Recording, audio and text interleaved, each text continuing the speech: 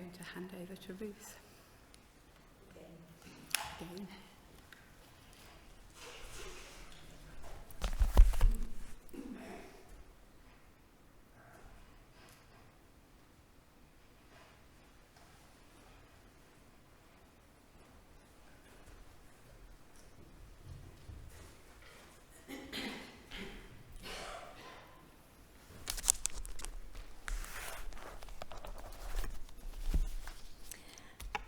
I think perhaps maybe from our prayers and from our reading and from our songs, you might come to the conclusion that this morning we're thinking about God's vision, God's will.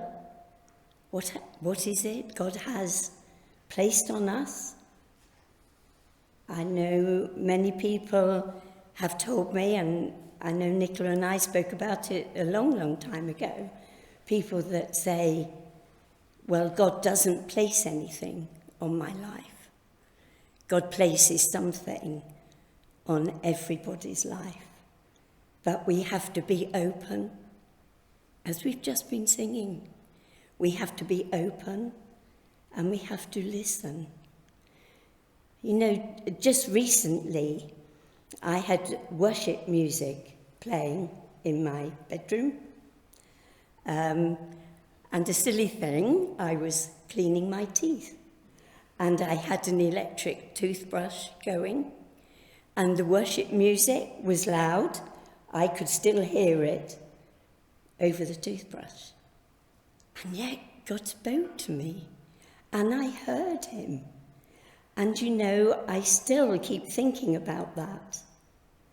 His voice was so quiet, and yet I heard it over all the noise and all the clutter that was going on in my room. Probably not clutter, but you know what I mean. And thoughts as well going around in my mind. So it is all about knowing our vision and what it is God would have of us. You know, not just for the charity, but other people also. I want to tell you just about a young girl.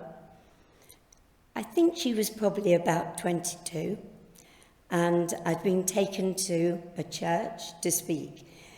Well, it was a church, but it was just in a room in Uganda. It was a homestead. It was muddy, it was wet, it was mucky. It was a small room, much, much smaller than our worship today, but it was crammed full of people. And when I walked in, I wanted to take my shoes off because they were so dirty, but they told me to keep them on. On the floor was just like a rough type of lino. Anyway, I spoke, we worshipped, and my mind was constantly drawn to the back of the church, to a corner where there was a young girl. And she was just standing there, she was worshipping, she was joining in with the service. And I couldn't help but wonder why I was drawn to her. So afterwards, I asked the pastor, and the pastor told me that young girl has no family, no one close to her, so she looks after that little room. That room is also her home. It was spotless, although it was filthy outside. The floor was incredible. We only sat on benches. There weren't chairs. And I asked to go and be introduced to her. Do you know what she told me? This is what God would have me do. Sometimes I think about that and I can feel the emotion within me. I could easily have tears. And then the pastor moved me away a little way, And she said, "You see her carrier bag? That is her belongings. That was all she owned, was a carrier bag of, I don't know what it was, personal items, clothing, but it was only a normal carrier bag." And I then went back to speak to this girl, and she said, "It's also my pillow. This bag is also my pillow." And I said, "Well, where's your mattress?" She said, "The floor is my mattress." This is what God wants me to do. Can you imagine that? I felt so humbled, as I'm sure you probably do. When we left, I just left a little bit of money to buy her a mattress because I couldn't imagine just sleeping on the floor, although, of course, in Uganda that's quite common. So it doesn't matter if we're doing something big or something small, or where we're a prayer warrior. They too are so important for churches, for everyday lives, for an organisation like ours, for other charities working in different countries. You know, verse 5 of what Nicola has just read, and we all know this reading so well, and it is probably a reading we could have beside us every day. Trust in the Lord with all your heart, and lean not on your own understanding. You know, it's so very, very easy to, when things are going well, to make your own decision. But you know, unless it's God's decision, it's never a good one.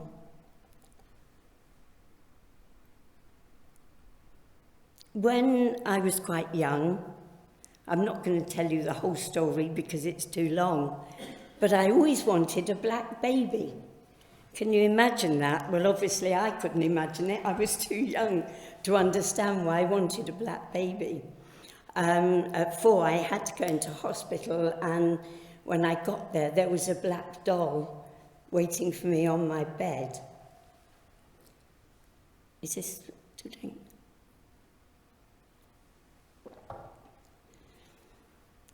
And that satisfied me. At 4, I had a black baby. So I still have that black doll.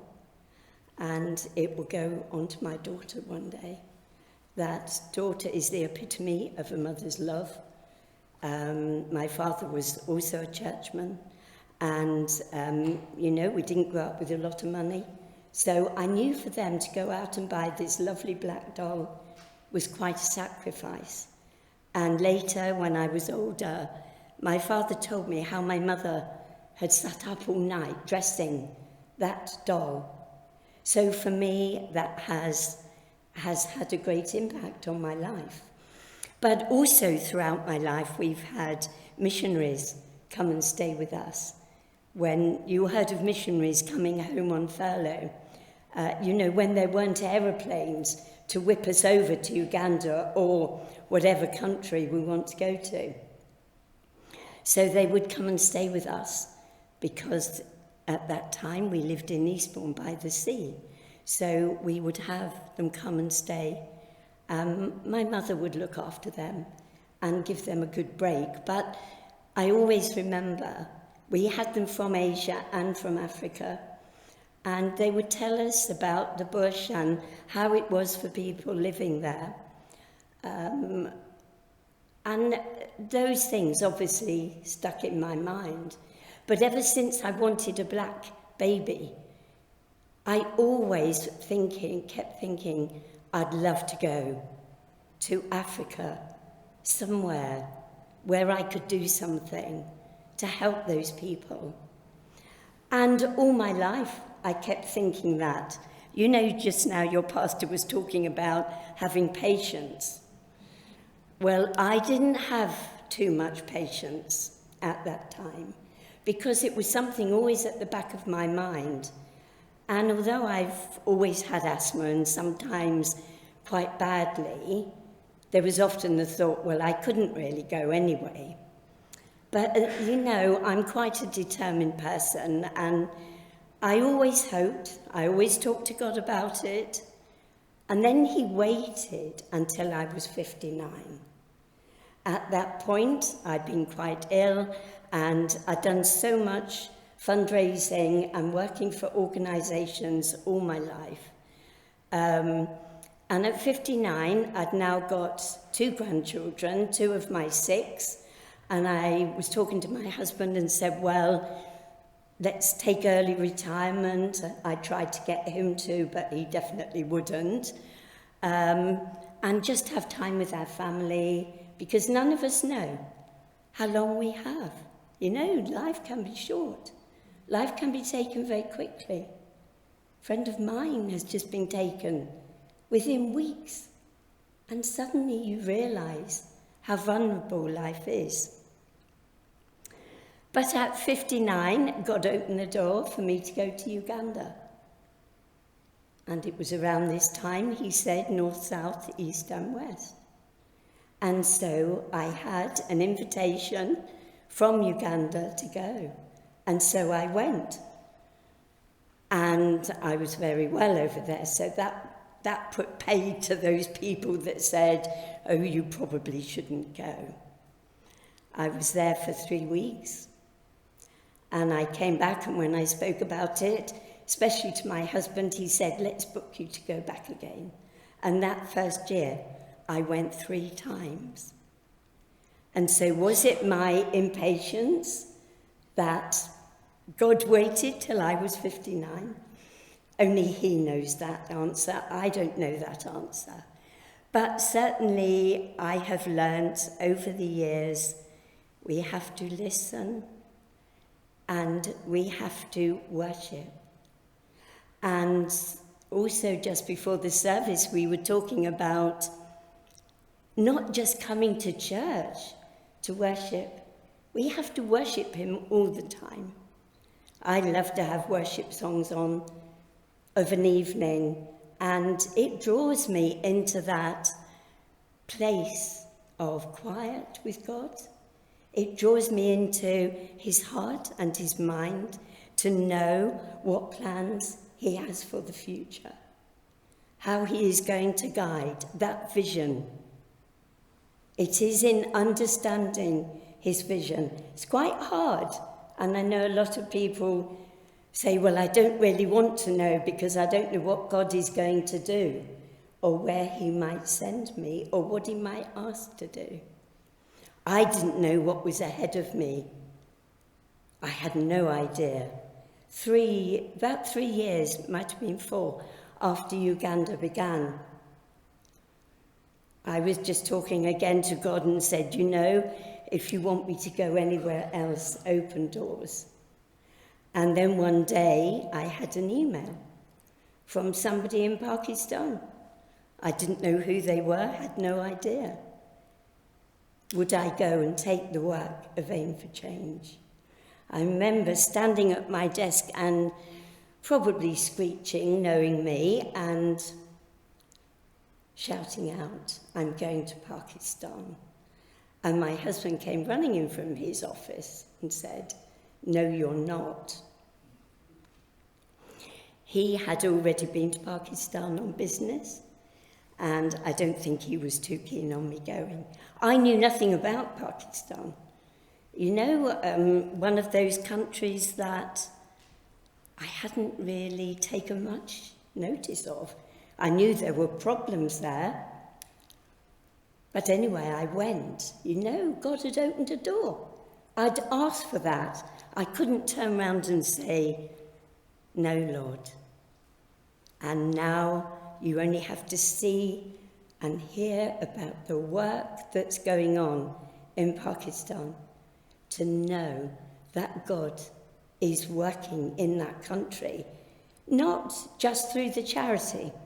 And at the end, I'll show you a photograph up on the screen. and you will understand. I'm not going to tell you any more about it because I don't want to spoil it. But it is just amazing what God is doing in an Islamic country, but the people are accepting.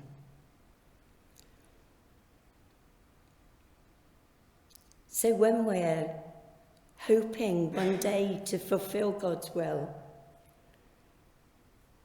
learn my lesson of patience. You know, it's hard being patient. We all know that, just in our walk with God. But having patience is a wonderful thing. And the older I've got, the more patience I've learned. Although Nicola might tell you something different. You know, Nicola's a great support. She always has been.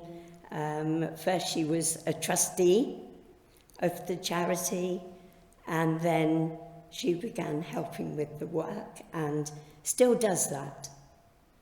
And so she's almost like, I'm not going to say my better half, but she's almost like my other half in her support of the work and all that she does. I'm supposed to keep an eye on the time, but I haven't done that. I just want to tell you another, well, it's not a story, it's about another project. And this is about Back at School. It's our latest project. Some of you, of course, know about Back at School and what's been going on there. But you don't know about the very beginning of Pastor Bob. He is the one who has had this vision from the very beginning. But again, he was another impatient one. And in fact, could we almost say he's still impatient? Partly because this work is amazing. Even I'm amazed with it. You know, I might run it, but it is God who provides for it. And God has provided for this school in the most remarkable way. But when I first went, it's now 21 years ago, and I went to a church. It was this church that I very first went to on my first visit, and I first met Bob. A young man with lots of ideas. He was relatively well educated. And what you need to bear in mind on my first visit, we weren't a registered charity. People knew what I was doing, buying cows for a village. And they just wanted to give, to make the people's lives better. And I probably should have told you in the intro that a lot of our work is done through the giving of animals. Not quite so many now, because a lot of money goes towards looking after the orphans. But Pastor Bob, the first thing he said to me, well, he wasn't a pastor then, he was just Bob. First of all, he wanted to go to university. Well, it was just the money I'd been given, the money my husband had donated to the work, and I had to say to him, I'm sorry, you know, we just don't have those sort of funds at the moment. Because although university in Uganda is expensive, it's not so expensive as this country, but it's still a lot of money. And I had to say no, and then the following year he said, would you build me a church so that I could become a pastor? And I remember saying to him, do you think that's what God is really calling you to do? It felt to me, you know, as an organisation, the first white woman to go to that area. And yes, they've got to clasp at straws. And so we were then beginning to build the church, this same church that I'd been taken to. It was a big church, and it was very, very rough and tumbling down. So we did build that church. But, you know, people see that and they want you to do it for them as well. So for Pastor Bob, yes, we helped him in little ways. And the first way we helped him, and you will see a picture of this, we set up a charcoal business. You know, all it is a rough shack. It's small. It's a small place, just enough to hold bags of charcoal and a seat for him to sit in. And we set that up. By this time, he was married. He had a little boy and another one on the way. So at least it gave him an income. The next time we went, sometimes I've gone to Uganda and I haven't told people I'm going. You might think that's a bit sneaky, maybe. But no, when you're giving other people's money to other countries that you probably don't know that well, you need to know that that money is being used wisely. And so I would just turn up, I'd fly over, book myself in.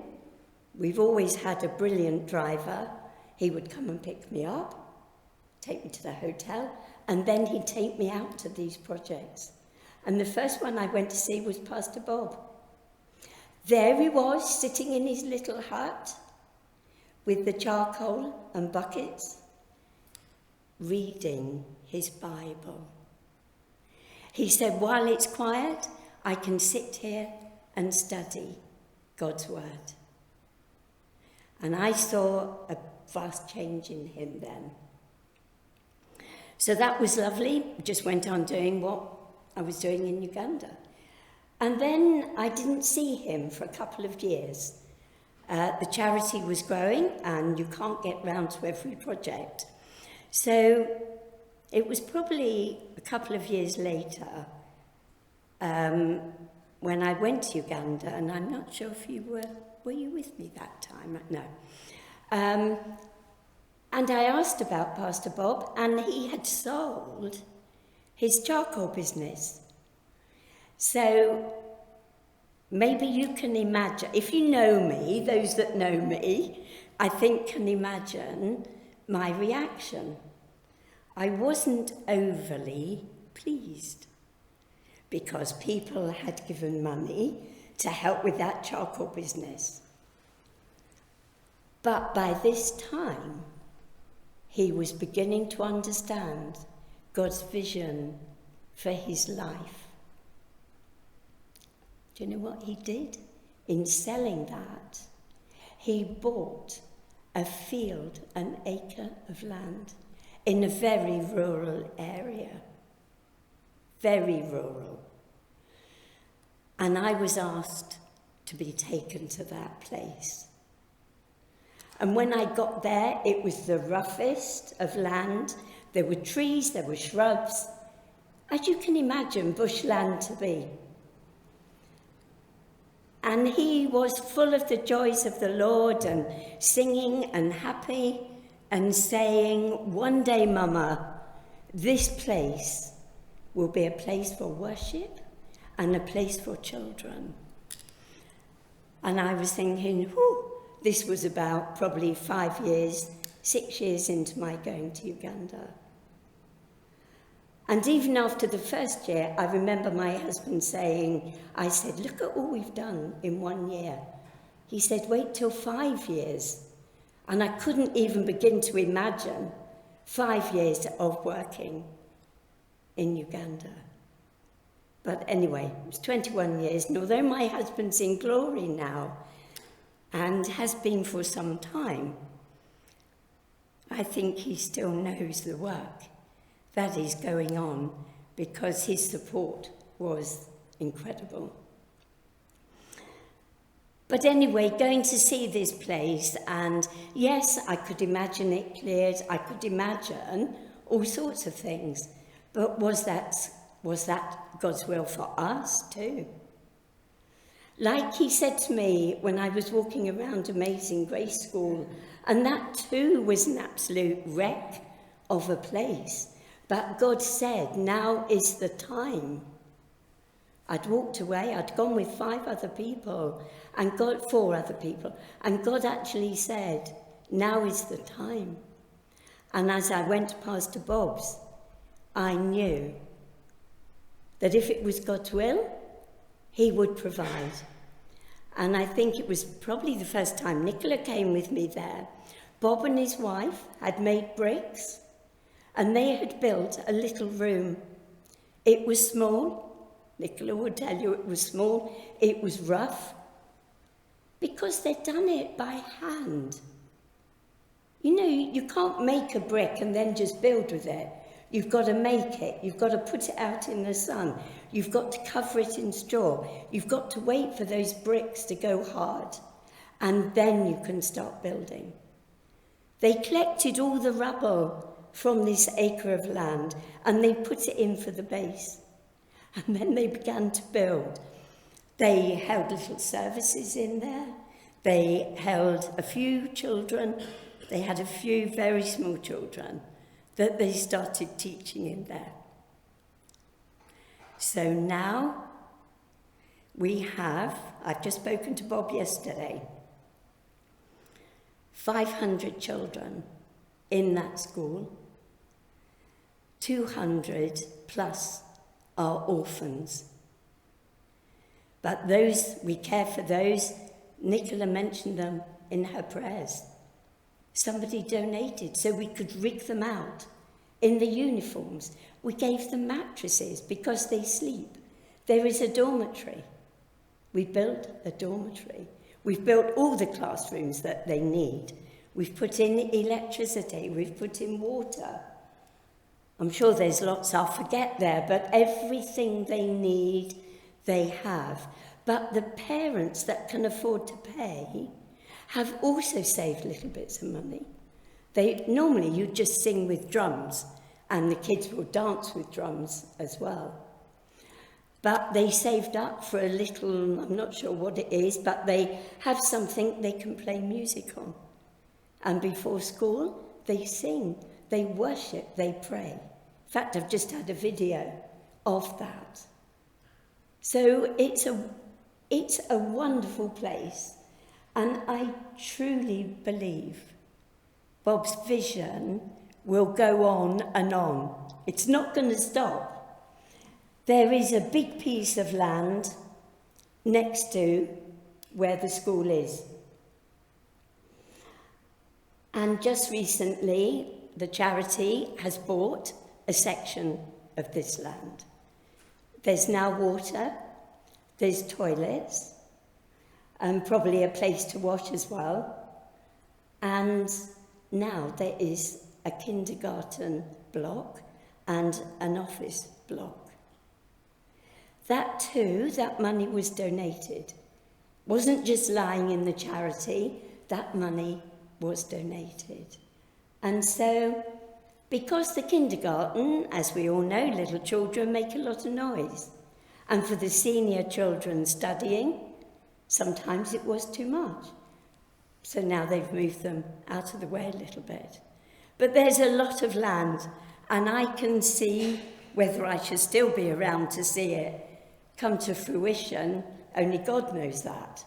But I can see that now going on to becoming probably a senior school. If the charity can provide, then maybe that's what will happen. I don't know. That's not my vision. That is Bob's vision.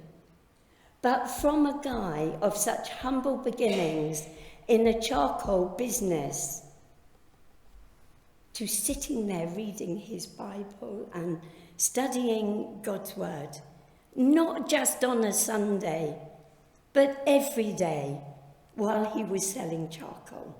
He did have gloves, mind you, just in case you're wondering.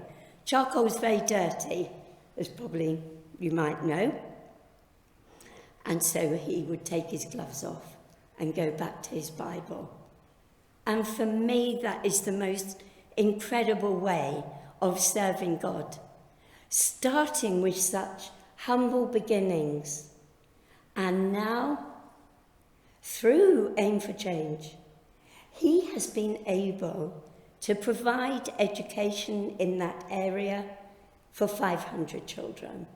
And I have no doubt it will get bigger. And maybe that's God's vision as well. It would be a wonderful thing if it is. But that school is highly recommended in the area. They've now been given the okay to take other children in, senior children, so that they can take their exams in that school. And that's quite an accolade, because only certain schools in districts can have children sitting for exams. His children had to go elsewhere, but now they can all come and sit at Backer School and take their exams. They've been given a government licence for that. So I think, for all of us, we have to live each day depending on God, trusting in God, as we have just read, and not leaning on our own understanding. Many years ago, I was asked to speak from here in my home. I was asked to give a Christmas morning message to the people, bearing in mind they were 4 hours ahead of us, and early, very early one Christmas morning, I think it was about 4 o'clock, I had a call. Can I give a message to the people in a church? And I thought, oh my goodness, I've had no preparation, nothing. And so I just said, Lord, please guide me, whatever it is. And I spent some time in quiet in those early hours. And God, he spoke to me and he said, my timely preparation for future eventualities. They are words. They're not from me. They're not from me. They're God's words. So you can think about them too. For, I've spoken to so many people about those words, and they've all said, or many have said, they've taken them back with them and thought about it. Because being impatient is not what God would have us be. I know I was. I know I was when I was younger. I was always wanting to do more and more. And that's why probably it didn't happen till I was 59. My timely preparation for future eventualities. He has a time and a place and a purpose for when he wants things to happen. Amen.